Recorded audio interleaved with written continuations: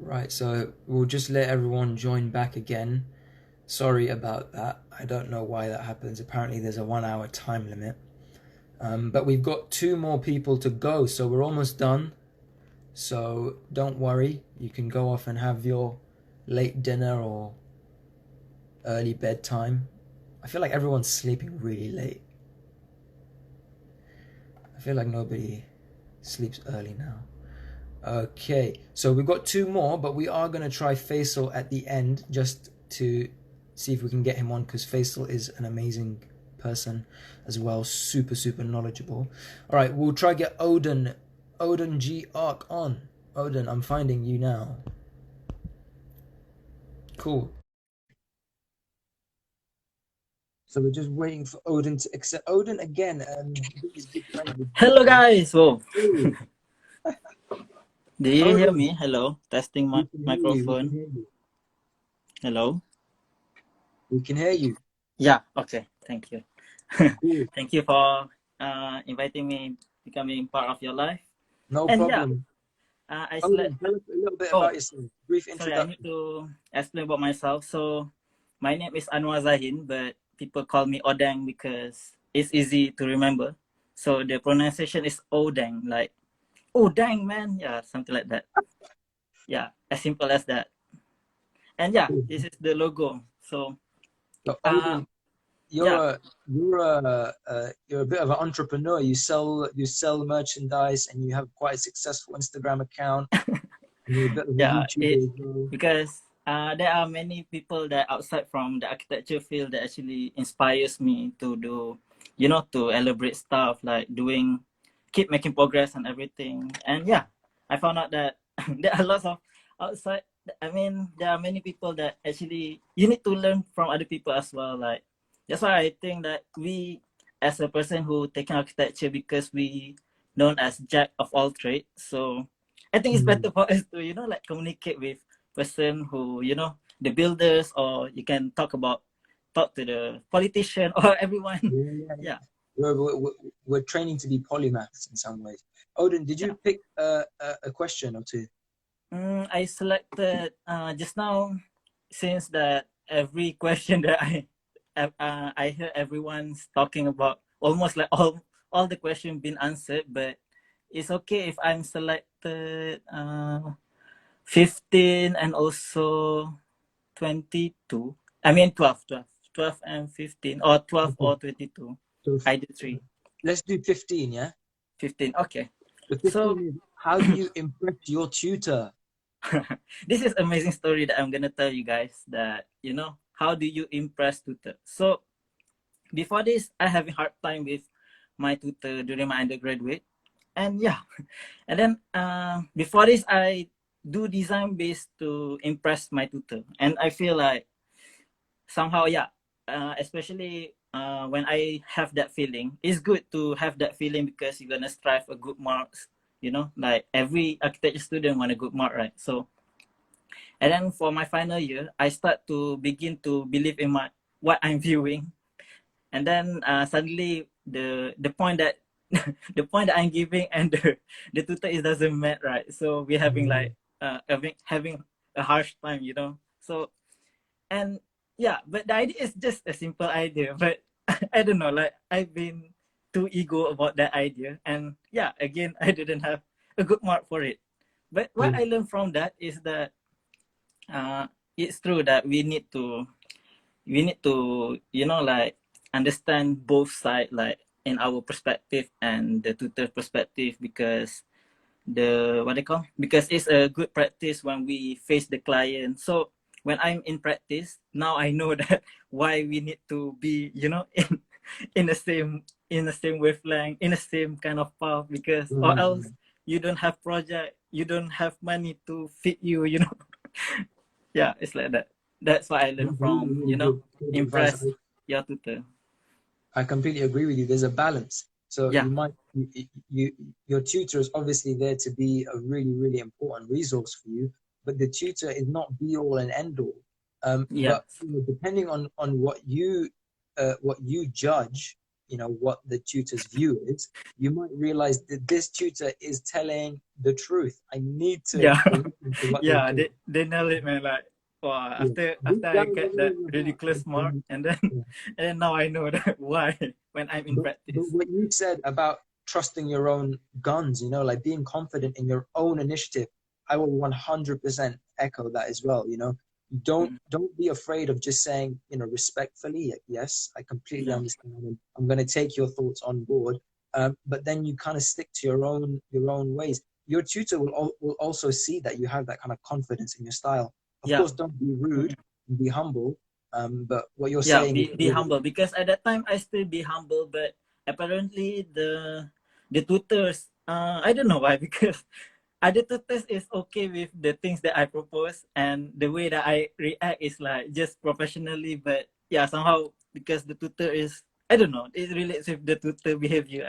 I don't know how to be like diplomatic with each other, but yeah. yeah, it's a good skill to have as well. Oh, dang. Yeah. I know you're also a sketch master. Oh my god. Do I you try have, to run myself like not to go to digital, since people do you always have a sketch set with consume. you now? What is it? Do you have a pen and paper with you? Yeah, always. Okay. If you can do Ta-da. it quickly for 1 or 2 minutes, Yeah. can you show us 5 options, 5 ways of doing a really nice tree? All right. So okay. Mm-mm. Hey, archaeologists, I already watched your life, man. You so, I mean, there's so much information like that I can consume. Okay, so there are one ways, like a very simple way. Usually I draw like this, a very cute one. Ooh, I like that. Yeah, it's like very simple, and the bushes is like, oh, Candy cane. yeah.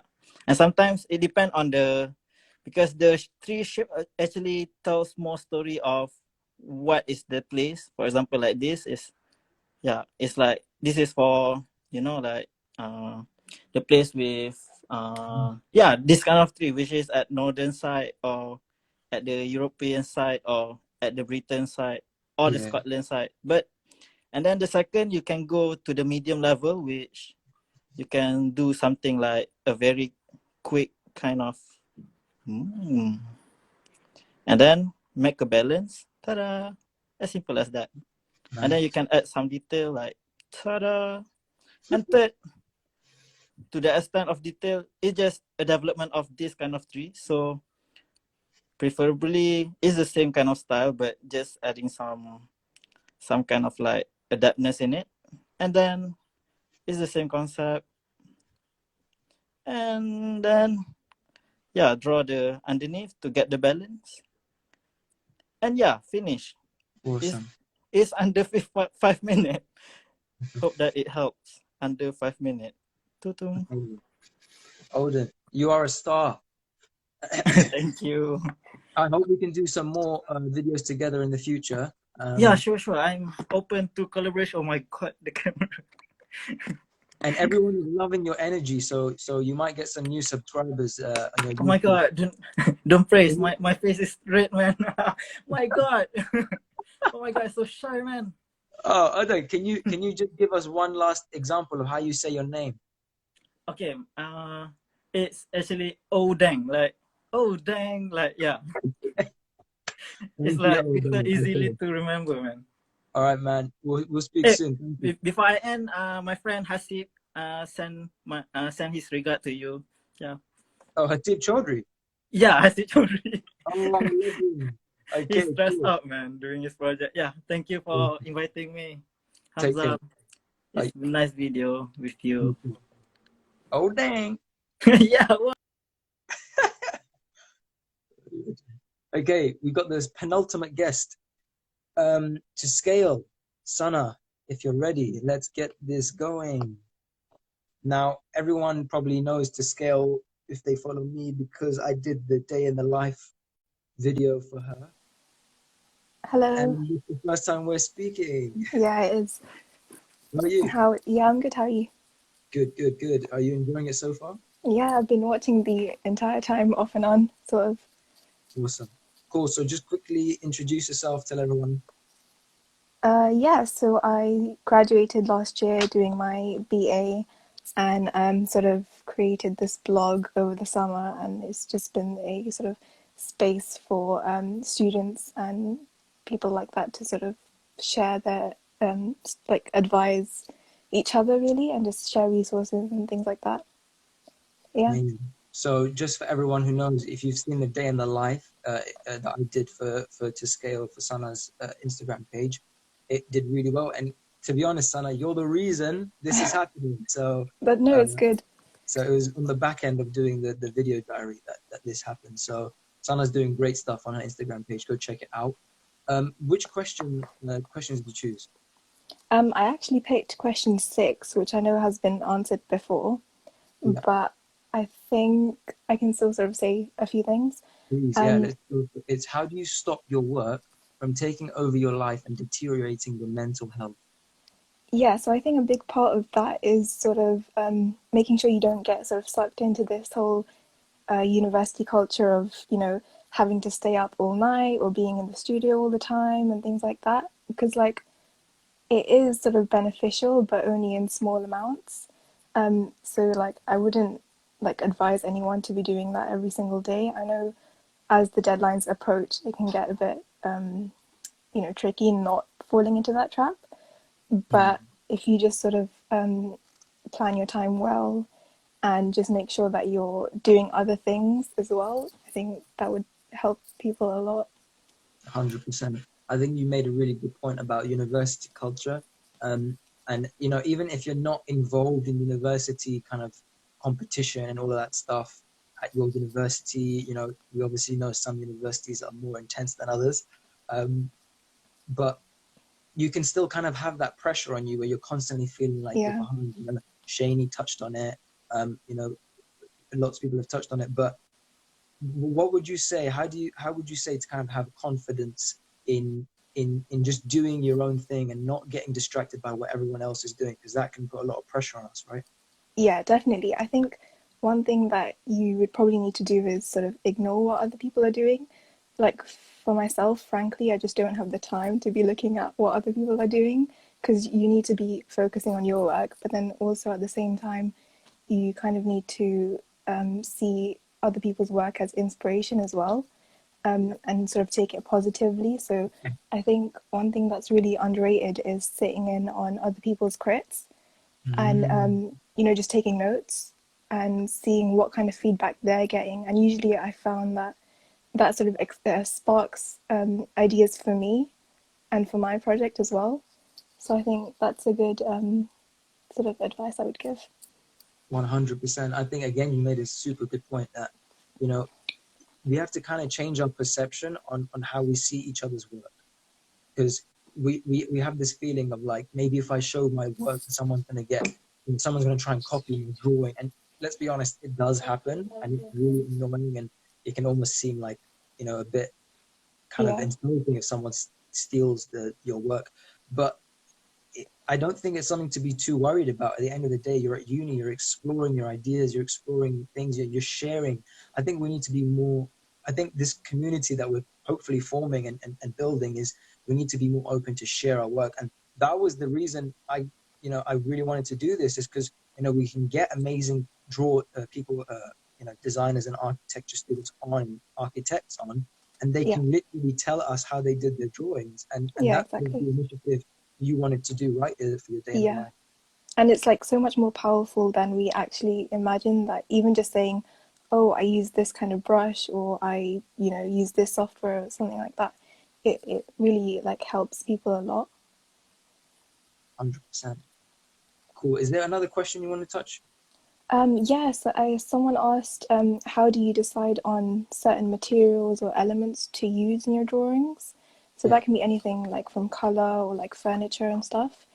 And I think you sort of need to think about the context of your drawing and your project and have a really solid sort of research and background to it. And then Mm, also just sort of, just sort of think about what you think would fit rather than just putting in anything random, and always have sort of a reason behind stuff, because your tutors will pick up on that in crits where they'll be like, why have you done this? Why have you done that? And you need to have an answer, basically. Yeah. Sana, amazing insights. Thank you so much. All right. Thanks so much. Take care. Yeah, we'll catch up. See you. Bye. Again, just to reiterate that point, I just had a thought that, if people are worried about, the culture in university being way too competitive, and you don't get nice vibes when you walk into a studio because people, are like really secretive of their work. Maybe the best way to solve that is if you yourself become more open to sharing your work. You can start to imbue that kind of environment in your studio. So the more open you are to sharing, I think the more open other people will be as well. Okay, so that is everyone, but we will quickly try Faisal again. I think he's got a VPN to kind of defeat Dubai's internet blocking strategies. Hopefully this will work. Hello? It says I Hey. haven't. Oh, we found you. Can you hear me? Yeah, we got you, Hey, bro. I'm so sorry, man. Apparently the Dubai doesn't allow Instagram Live, so I had to get a VPN. Oh, So, damn. oh my gosh. But we're here, finally. Cool, bro. All right. How's it going, man? Go ahead. Sorry, what you said? Oh, there's a lag. No, I was just gonna say, thank you for the invite. I've been enjoying the live. I've been loving the discussions. I'm a big fan of your podcast, so obviously I was looking forward to tuning in. Oh, amazing, man. Faisal, I see you as a really close friend of mine because although we've just spoken for the first time, we've been in touch through Instagram for years, and Faisal is incredibly intelligent. If you guys want to I really, appreciate that. really kind of work your brains and minds, follow his profile. He does really kind of intelligent kind of literary thing on his story. Anyway, Faisal, give us a quick intro and then we'll answer some questions. Okay, so I'm an architecture student. I like to think of myself as a sort of heterodox thinker. That's a title I like. But I'm a creative director of ARC, independent researcher, consultant, and also a fellow podcaster. or I'd say podcaster on hiatus right now. But yeah. If anyone have a really, you would, your podcast is amazing, and you only did like a couple of episodes, but yeah, in terms of intellectual thinking, I know there's a lot of us who want to get into that. You have to listen and tune into Faisal's content. I appreciate that. Which questions did you choose? So the question I actually wanted to answer was, what's the importance of architecture in contemporary, what's the importance of drawings in contemporary architecture compared to historical architecture? I think that's an important point to kind of touch on within this discussion. Please, yeah, definitely hit that, man, because that's kind of like you're kind of taking us out of the micro scale, and we're looking at as a profession in general. Exactly. So the sort of framing I have of this is comes from Patrick Schumacher and Mario Carpa. I'll just take 2 minutes to kind of explain, the historical narrative and then the contemporary framing of it. So the way I see it, it kind of starts off with Andrea Palladio in 16th century. And this sort of defines architecture, or specifically architectural drawings, in his 4 books of architecture. Or you could go 100 years earlier to Alberti and his 10 books of architecture. But the Renaissance really kind of defines architectural drawings. That's the first time architects were kind of tasked with drawing their buildings before building them. That's the first sort of first pivotal point for architectural drawings. And then you have sort of the late 19th century, you have this figure, this maverick, this renegade who comes and says, forget architectural drawings, we're going to do everything on site, we're going to be master builders, we're going to go pre-Renaissance and kind of revive the medieval way of doing things. And of course, this guy is no other than Antoni Gaudi, the genius. And he was kind of yeah, he was a precursor for the sort of late 20th century digital turn, as Mario Carpo calls it, which starts off with Gaudi in the late 19th century, and then from the sort of 80s and 90s, you have people like Frei Otto who introduces sort of instead of going from his mind using a tool and drawing it, he says he's gonna begin to to to to let these forms emerge from contextual conditions. So he does these experiments called form finding experiments with Baudelaire and yeah, with Baudelaire and the likes. And this sort of transformed architecture in a way because a decade later you have Frank Gehry, who was the first person to introduce computational design to architecture through CATIA. Yeah, and then that gave birth to the Zaha Hadids, the Greg Lynns, the Cass Oyster Houses, the Lars Spoibergs, and the Jesse Raises. And this all was kind of the main digital turn within architecture. This kind of revolutionized how we planned, drew, conceived architecture. And then you fast forward to today, and today I have a sort of a framing of architecture in three categories. I think there's the kind of novelty drawings, which are sort of really talented individuals that are passionate about the art of drawing, that really, you know, dedicate time and effort into the craft. And then you have the second category, which is the kind of status quo, the kind of AutoCAD-esque drawing that's happening in every office around the world. And then the third category today is the kind of avant-garde approach, which is the kind of whether it's AI's sort of generating plans. You know, we talked about parametric semiology, agent-based crowd modeling, sort of generating plans and drawings like that. Or you have sort of AR goggles and VR simulation. So instead of us communicating with drawings, now we have ways to experience spaces in that way. Sure. And then, we also have offices that communicate with algorithms as opposed to drawings. For example, I remember Cass Oysterhouse telling me that in his office, they don't communicate with plans anymore. They communicate with algorithms. They exchange algorithms, and that's how they communicate internally, which was really interesting because that then gave me this framing of architecture, which then sort of made me intuit or ask which direction are we going, you know, looking forward. I know novelty architecture, although computation will kind of take over this process of drawing within architecture, I think novelty architecture will never die because long before we had architectural discourse, long before we had writing, we were drawing, right? 70,000 years ago, sorry, we had paintings on caves. So I don't think this will ever die out.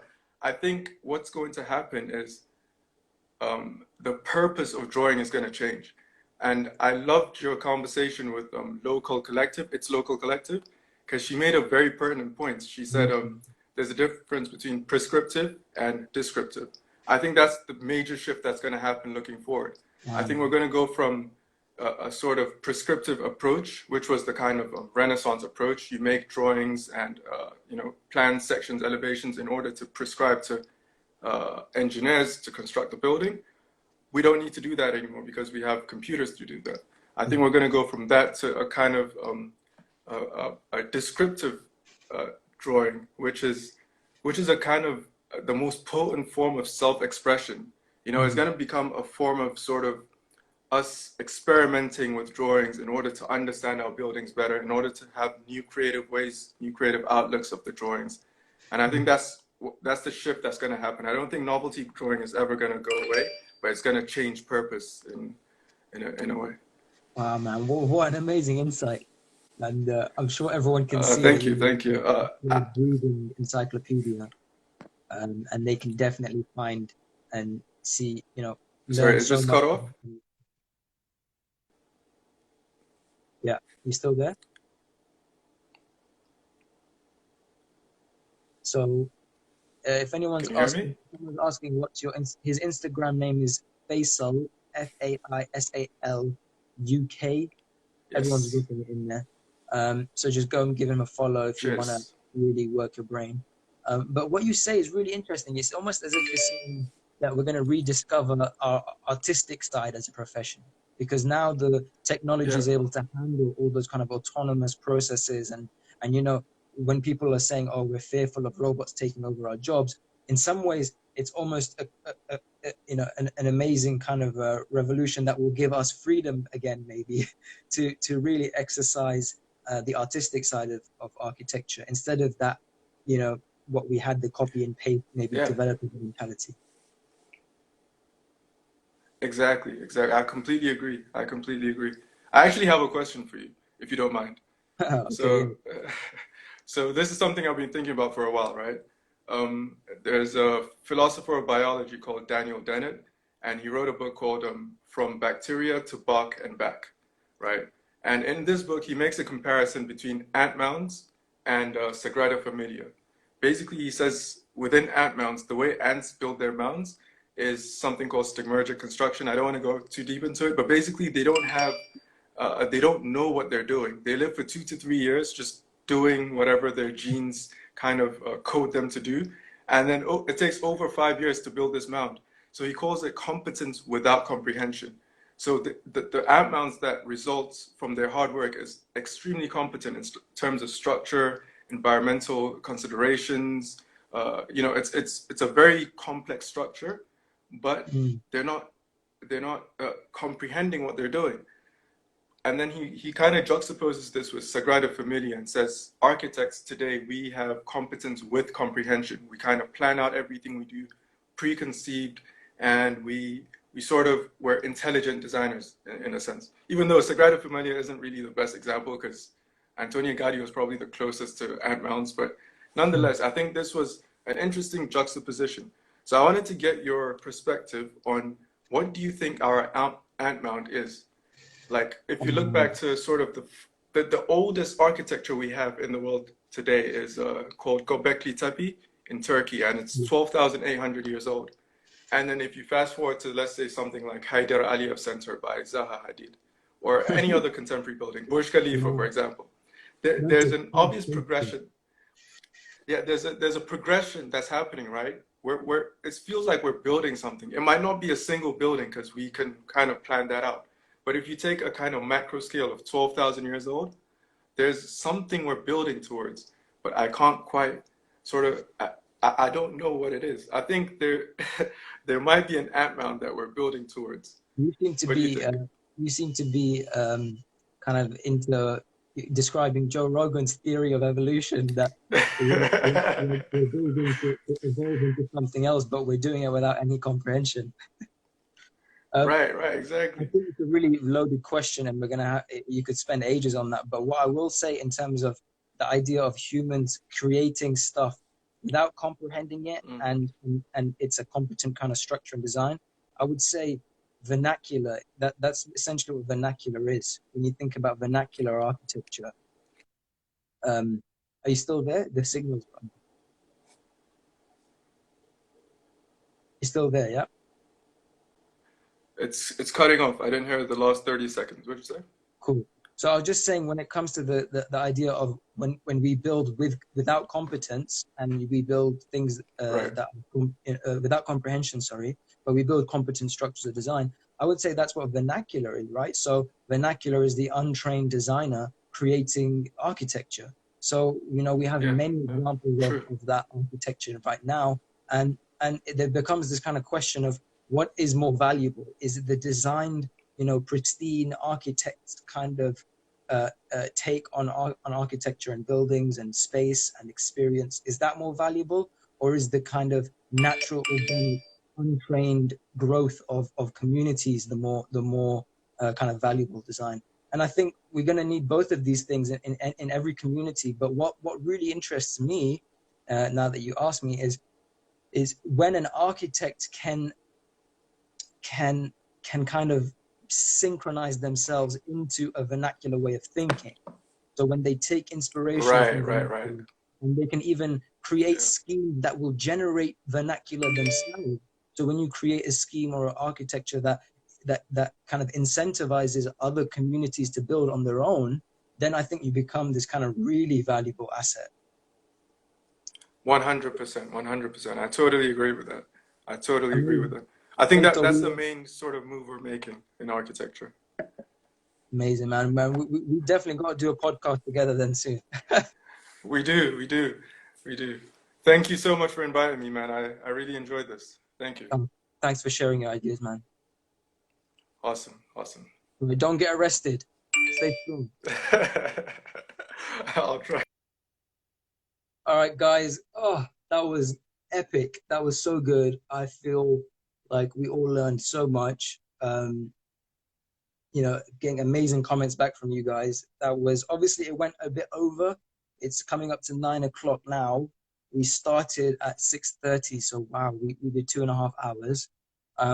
I would really love for you guys to email me, please, or comment, or just comment on my post or message me. What do you think we can improve? Because I really want to do one again. I want us to I might split it up and do half of the people in one session. I'm going to try and get more people. There's so many talented people that I'm connected with through Instagram. We're all connected with them, that I'm going to try and get on. And we might do one where we can speak for longer and have less people. Or if you guys are up for it, we can do a little marathon and get loads of people, because it's relatively easy to organize, I believe. And we can make it, like again, what we did today, like a 2.5 hour, 3 hour session with regular breaks. And we're all in this COVID thing, and we're all kind of bored, and we feel like we don't have any motives. So this is incredibly kind of educational and kind of like useful use of our time. So yeah, please let me know your feedback. And thank you. You're getting amazing kind of comments already. Thanks to everyone who tuned in and made this possible. This was a happy accident. It wasn't meant to be like this. But yeah, stay safe, stay home, and this will all be over soon. And I want us to kind of feel that this is a community that we're building. And to echo Zane's points about mental health, remember what's the most important thing for you guys. It is how well you're doing mentally, how well you're doing physically. Go out, get your exercise, and stay spiritually kind of strong as well, because Ramadan starts tomorrow. So for all the fellow Muslims, Ramadan Kareem, and let's have an awesome month. And hopefully by the end of Ramadan, by the end of the month, we will return to normal life. And yeah, peace out, guys, and God bless.